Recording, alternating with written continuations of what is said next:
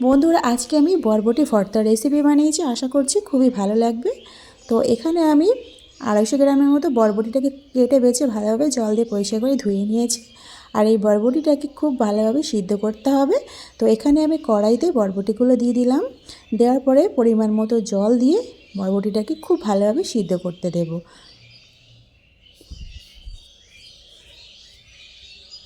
তো এখানে আমার সিদ্ধ করা হয়ে গেছে, সিদ্ধটাকে আমি স্কিপ করেছি। তো বরবটিটাকে সিদ্ধ হয়ে গেছে, যে এক্সট্রা যে জলটা আছে সেই জলটাকে খুব ভালোভাবে ঝরিয়ে নেব।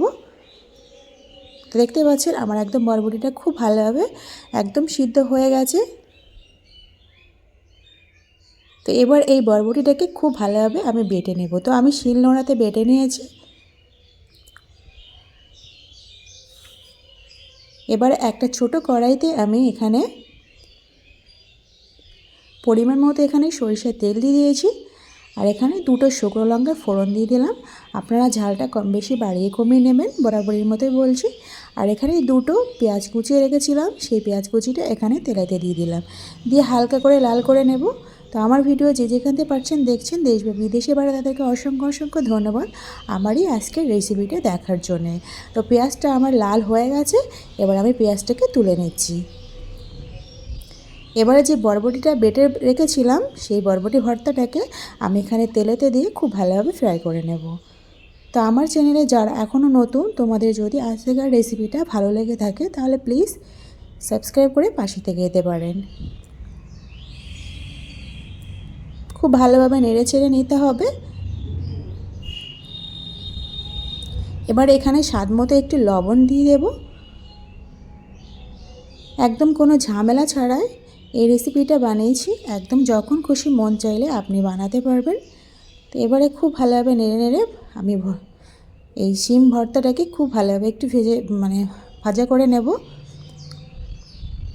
আরও উপর থেকে কিছুটা পরিমাণ এখানে কাঁচা সরিষার তেল অ্যাড করছি।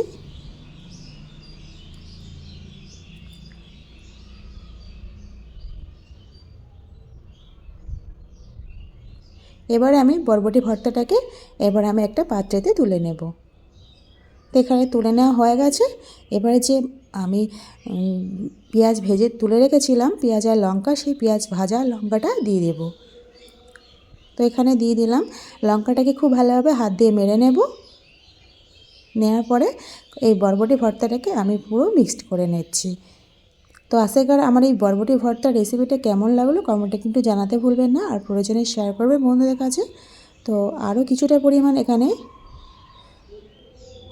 তেল দিয়ে দিচ্ছি, তেল মানে ওই যে পেঁয়াজ যে ভাজা তেলটা ছিল সেই তেলটা আমি দিয়ে দিলাম। দেওয়ার পরে পুরো ভালোভাবে মিশিয়ে নিয়েছি। সত্যি বলছি গরম ভাতের সঙ্গে অসাধারণ লাগে। তো বন্ধুরা সুস্থ থাকবেন, ভালো থাকবেন। আবার অন্য এক রেসিপি নিয়ে আপনাদের সামনে হাজির হব। খোদা হাফেজ।